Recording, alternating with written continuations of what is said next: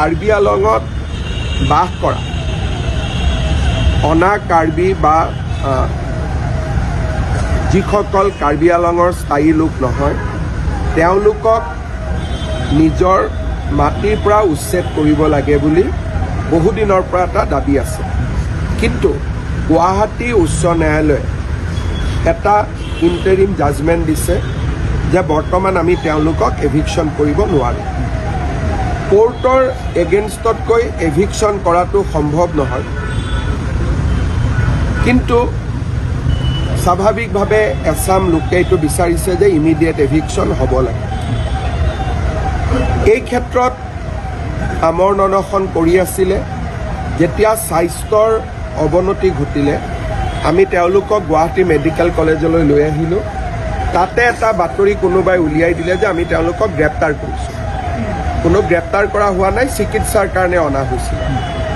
DGP তাতে আছে, ময়ো সকলোৰে লগত কথা পাতি আছোঁ আৰু যিসকল মেডিকেলত আছিলে তেওঁলোক এতিয়া ঘৰলৈকে ঘূৰি যাব আৰু মই ভাবোঁ যে বিষয়টো আমি আলাপ আলোচনাৰ মাজেৰে আমি ইয়াক নিষ্পত্তি কৰিব পাৰিম।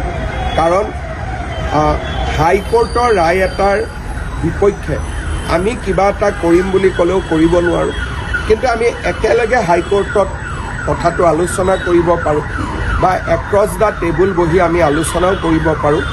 মন্ত্ৰী ৰণোজ পেগু তালৈকে গৈ আছে আৰু DGP ইতিমধ্যে তাত উপস্থিত হৈছে। মই ভাবোঁ যে ঘটনাটো আমি নিয়ন্ত্ৰণত আনিব পাৰিম আৰু পৰৱৰ্তী সময়ত যিসকলে এইটো আন্দোলন কৰি আছে তেওঁলোকৰ লগত মই নিজেও কথা পাতিম। মোৰ বিশ্বাস আছে যে আমি সমস্যাটো আলাপ আলোচনাৰ মাজেৰে সমাধান কৰিব পাৰিম। মই তাকে কৈছোঁ যে তুলিৰাম ৰংহাঙে নিজেও বিচাৰে যে আমি এভিকশ্যন কৰোঁ, কিন্তু হাইকোৰ্টৰ অৰ্ডাৰ হ'লেতো তুলিৰাম ৰংহাং নহয়, ময়ো কৰিব নোৱাৰোঁ। গতিকে যোনেই ঘৰ আক্ৰমণ কৰিছে বা থানাখনতো অলপ আক্ৰমণ কৰিব চেষ্টা কৰিছে, এইটোৱে সমাধান একো নানে।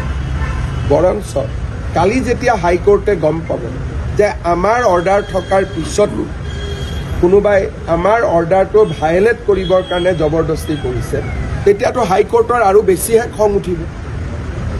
সাধাৰণতে হাইকোৰ্টে কেছ দিলে, কিবা অৰ্ডাৰ দিলে আমি কি কৰোঁ? হাইকোৰ্টলৈকে আহোঁ। হাইকোৰ্টে নামানিলে আমি সুপ্ৰিম কোৰ্টলৈকে যাওঁ। কিন্তু হাইকোৰ্টৰ অৰ্ডাৰ থকা বিষয় এটাত আমি যদি কাজিয়া পেচাল কৰোঁ তেতিয়া হাইকোৰ্টে আলোচনাৰ ৰাস্তাটোতো তাত প্ৰশ্নবোধক চিন আহিব। সেইকাৰণে মই ভাবোঁ যে যিসকলে এইটো কৰিছে তেওঁলোকে হয়তো কথাটো ভালকৈ বুজা নাই বা হাইকোৰ্টৰ জাজমেণ্টটো দেখা নাই।